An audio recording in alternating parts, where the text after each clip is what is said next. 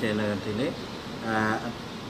மாவட்ட அபிவிருத்தி குழு தலைவர் கௌரவ அமைச்சர் பாலை சமரசிங்க தலைமையிலே 2 கூட்டங்கள் இடம்பெற்றது. இந்த மணல் அகழ்வு தொடர்பான மணல் பிரச்சினை தொடர்பாக இதில் முதலாவது கூட்டம் அரசாங்க அதிபர் மற்றும் ஒருங்கிணைப்பு குழு தலைவர் மற்றும் தூண் தொழில்நுட்பம் ஊடாக ஆளுநரும் இதற்கு அனுமதி வழங்குகின்ற துறைசார் திணைக்களங்களும் இந்த கூட்டத்தில் கலந்து கொண்டிருந்தோம். அங்கே பல்வேறுபட்ட விடயங்கள் கலந்துரையாடப்பட்டது.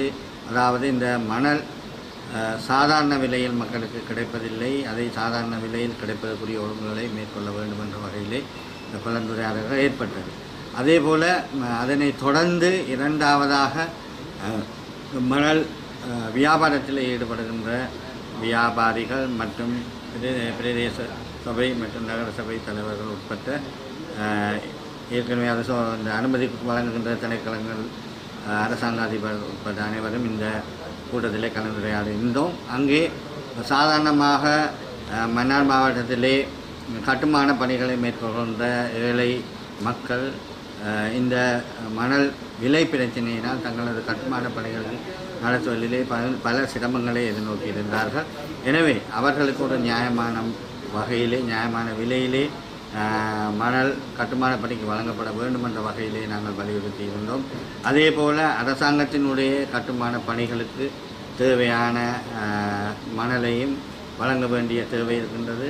அதே போல் இனி ஒப்பந்தக்காரர்கள் பெரிய ஒப்பந்தக்காரர்களுக்கு தேவையான மணலும் வழங்கப்பட வேண்டி இருக்கின்றது. எனவே இவை அனைத்தும் சாதாரணமான ஒரு விலையிலே கிடைக்கப்படுகின்ற பட்சத்திலே தான் இந்த மணல் விநியோகத்தை சீர்படுத்த முடியும் என்ற வகையிலே இந்த கலந்துரையாடல்கள் ஏற்பாடு செய்யப்பட்டிருந்தது.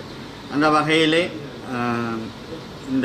இன்றைய தினம் இடம்பெற்ற கலந்துரையாடலே பல முடிவுகள் எட்டப்பட்டன. இந்த சட்டவிரோத மணல் அகழ்வு தொடர்பாக பல்வேறுபட்ட நிபந்தனைகளும் பல்வேறுபட்ட திட்டங்களும் நாங்கள் இந்த கூட்டங்களின் ஊடாக முடிவுகள் கட்டியிருக்கின்றோம். அதற்கு மணல் வியாபாரிகளும் உடன்பட்டிருக்கின்றார்கள். குறிப்பாக சட்டவிரோதமாக எடுக்கப்படுகின்ற மணல் அகழ்வினை அல்லது மணல் விநியோகத்தை தடை செய்வதற்கு எதிர்காலத்திலே ஏற்கனவே இருக்கின்ற சுற்றுநிருப்பத்துக்கு மேலாக சம்பந்தப்பட்ட திணைக்களங்களின் அனுமதி பெறுவதோடு அதற்கு மேலதிகமாக அரசாங்க அதிபரனுடைய ஒப்புதலும் பெற வேண்டும் என்ற வகையிலே எதிர்வருகின்ற வாரம் அரசாங்கத்தினால் சுற்றுநிருப்பம் வெளியிடப்பட இருக்கின்றது. அவ்வாறு வழங்குகின்ற பொழுது நிச்சயமாக அரசாங்க அதிபர் அவர்கள் இந்த ஃபீல்டு, அதாவது நேரடியாக விஜயம் செய்து இந்த மணலில் எடுக்க முடியுமா அல்லது மணலில் எடுக்கிறதில் ஏற்படுகின்ற சட்டவிரோத செயற்பாடு தொடர்பாக நேரடியாக தலையிடுவதற்குரிய அதிகாரம் அவருக்கும் வழங்கப்பட இருக்கின்றது.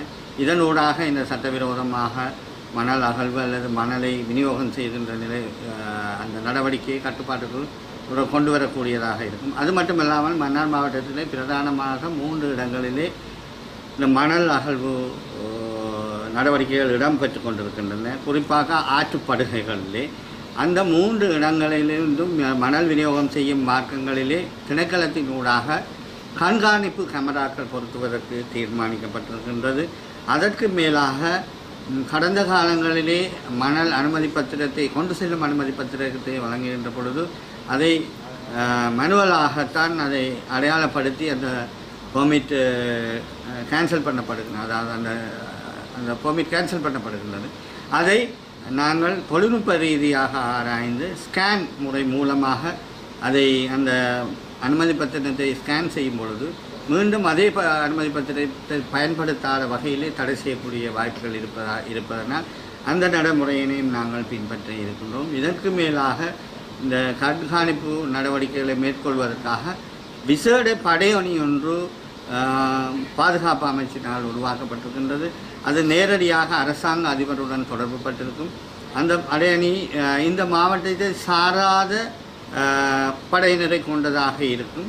அவர்களுக்கு தகவல் கிடைக்கின்ற பட்சத்திலே, தகவல் வழங்குகின்ற பட்சத்திலே குறிப்பிட்ட ஒரு 20 அல்லது 30 நிமிட காலப்பகுதியிலே அந்த சட்டவிரோதமாக இடம்பெறுகின்ற அந்த நடவடிக்கையை கட்டுப்படுத்துவதற்கு அல்லது அவர்களை கைது செய்வதற்குரிய சட்ட நடவடிக்கைகளை எடுக்கக்கூடிய ஏற்பாடுகளையும் நாங்கள் செய்திருக்கின்றோம். எது எவ்வாறு இருப்பினும் கட்டுமான பணிகளுக்கு நிர்மாண பணிகளுக்கு மணல் என்பது மிகவும் அவசியமான ஒன்று. அது மன்னார் மாவட்டத்தில் இல்லை, ஏனைய மாவட்டங்களுக்கும் அது தேவையாக இருக்கின்றது. எனவே அவற்றை சரியான பொறிமுறையினூடாக எடுக்க வைப்பதில் தான் இங்கு சிக்கல்கள் இருக்கின்றன. அவற்றை நாங்கள் சரியான கட்டமைப்புக்குள்ளே கொண்டு வருவதற்குரிய அனைத்து விதமான நடவடிக்கைகளையும் இன்றைய தினம் கூட்டத்திலே தீர்மானமாக எடுத்திருக்கின்றோம். அது மட்டுமில்லாமல் அதை நடைமுறைப்படுத்துவதற்குரிய ஒழுங்குகளை நாங்கள் மேற்கொண்டிருக்கின்றோம். தொடர்ச்சியான கண்காணிப்பு போன்ற விடயங்களில் அவதானம் செலுத்தப்பட இருக்கின்றது. எனவே துணைக்களம் சார்ந்த அதிகாரிகள், அதே போல் பிரதேச செயலாளர்கள், அரசாங்க அதிபர் உட்பட்ட இந்த குழுவினர் முழுமையாக இந்த பணிக்கு ஒத்துழைப்பு வழங்குவதாக கூறியிருக்கின்றார்கள். அதே போல் மணல் விநியோகத்தில் ஈடுபடுகின்ற அந்த வியாபாரத்தில் ஈடுபடுகின்றவர்களும் கடந்த கால தவறுகளை திருத்தி கொண்டு தாங்கள் மீண்டும் அந்த எங்களுடைய நிபந்தனைக்கு உட்பட்டு தங்களுடைய மணல் விநியோகத்தை செய்யலாம் என்ற வகையிலே கூறியிருக்கின்றார்கள். இன்றைய கலந்துரையாடல் ஒரு சுமூகமான முறையிலே இடம்பெற்றது.